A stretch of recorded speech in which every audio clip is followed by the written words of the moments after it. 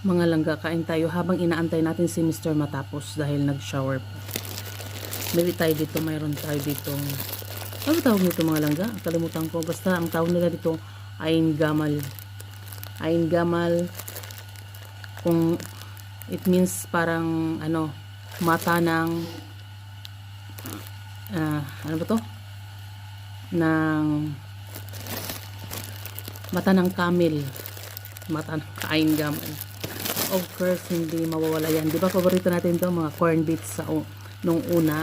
Corn beets or cornic or basta corn yan. May spice ako dito. Yung anak ko gustong-gusto rin. Almond. Namimili tayo. Dalhin natin to. Meron tayong cashew. Cashew ba yan? Ano ba yan? Yung ano yan?